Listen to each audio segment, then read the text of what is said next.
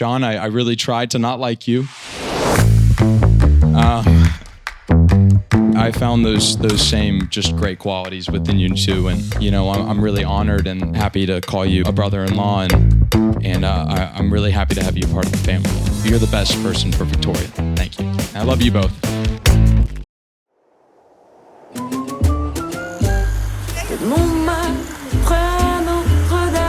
Hi everyone, thank you all so much for coming tonight. When John and I first decided to do a destination wedding, we honestly thought maybe 40 people were gonna come max. Well, it's so good to see everyone in one place. Quickly say, I guess, actually though, that it's a little bit inappropriate for me to stand up and be the person to give words now, because those that would know me would know that I had absolutely nothing to do with the planning of this event.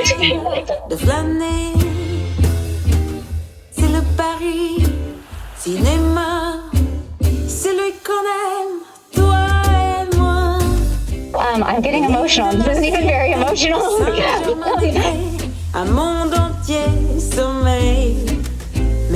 We've heard some stories already about experiences that people have had, already enjoying their trips and great restaurants and places to see.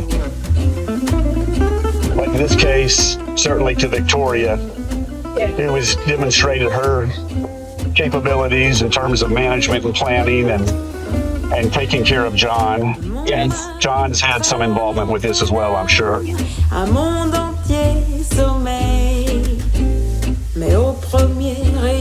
But we're so excited to celebrate with you all tomorrow, and we're just so excited you're all here. We will leave you.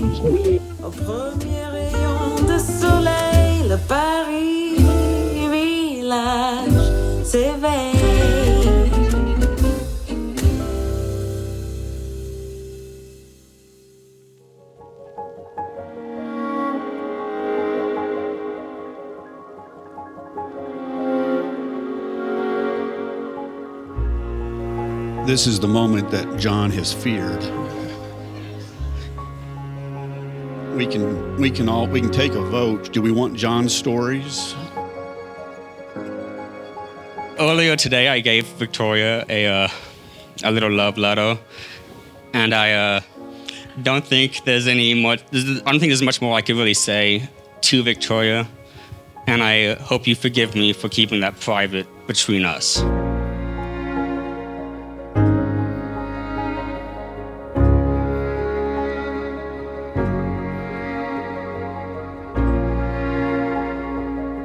You know, children have a way of showing you exactly who they are from the start, and no need for guesswork. And with Victoria, she was born for adventure. From the beginning, we saw someone who didn't just fit into Victoria's life, but belonged in it. Someone who brings out the best in her. You know, when I think it's very natural, okay, for a brother to be protective of his sister, and you hear about that she's dating some guy, you know, he's not Greek, and you're like, oh, I don't know, but so, you know, you kind of try to find everything wrong with them, right? Like, this guy's not good enough for you, like, you know, and you're like, oh, is he a doctor, is he a lawyer? And then you find out, oh, finance is pretty good, actually, you know? Pretty much me and John did everything growing up. So we were pretty much inseparable. And then one year, he started not being around so much. And then we started to find out that maybe there was this girl involved. And it turned out that that was Victoria. Well, you know, we go out to meet John, and, you know, I'm sitting there and I'm trying to look for everything wrong with him, and I'm just met with like this charming guy who's just so sweet to my mother, sweet to my stepdad, just great to my sister, and you know, he likes Star Wars, and I'm thinking, oh, this guy's cool, I'd get a beer with this guy.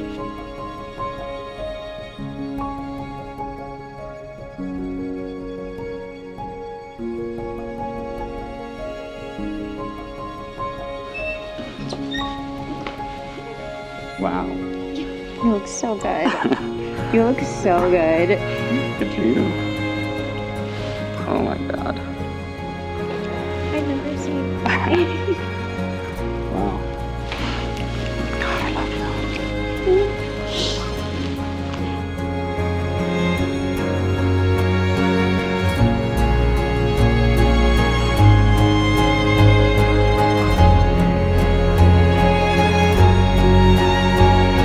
People in love do not live in isolation. Their love is a source of strength with which they may nourish not only each other, but also the world around them. May you each be shelter to the other. May you be warmth to the other. May there be no more loneliness, for each of you will be companion to the other.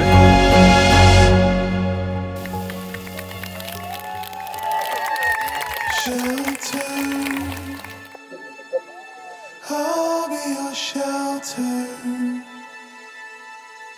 I'll be your anchor. I'll be your home. I lied at the very beginning. I do have something to say about Victoria. She is the kindest, sweetest, most loving, but something that Victoria doesn't get enough recognition for is her courage. It takes courage to love us deeply as she does. Victoria is the most wonderful person I know. Everyone's going to talk greatly about their family, but she's kind for the sake of kindness. She finds the best in people when no one else does, and she has just this bleeding heart. She made our family better. Not that that was tough to do, but she made us better, and you could see this dynamic at play, between the two of them, and you kind of knew we were headed here. So I just couldn't be happier, and I think the two of you were really meant for each other in a lot of ways.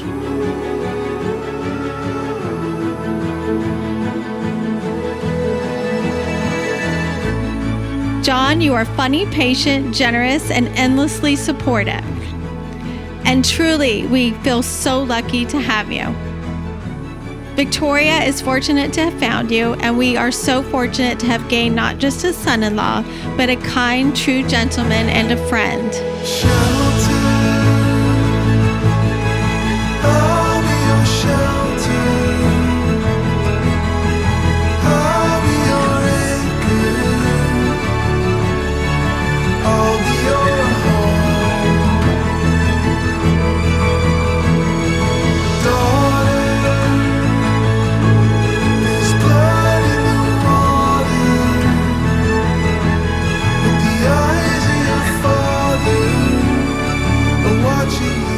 The great honor, for the first time, introducing Mr. and Mrs. Ross.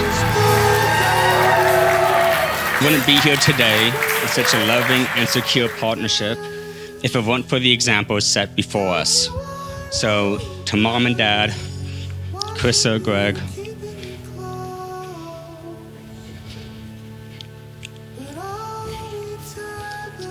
you set the example of what it feels and looks like to be loved.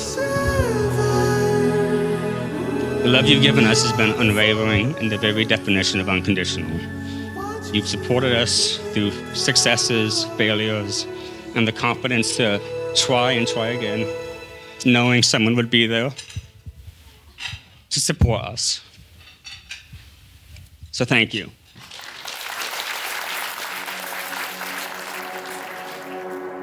I know I say it all the time, but you are like just the perfect princess angel.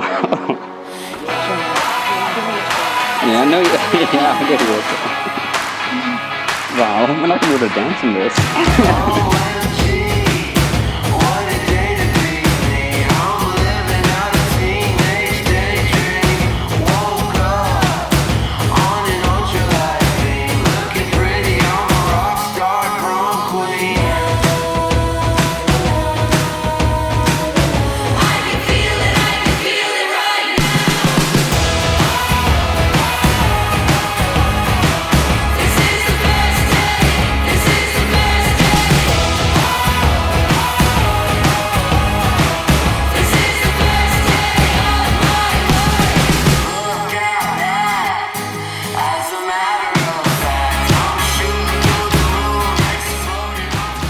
and I don't know if it was her manner or style or etiquette or balance, but and as I learned more about Victoria, I found out she's got some of this same ingredient that the dads wanted me to bottle up inside of her, but it's expressed in a lot better way. It's a lot more balanced.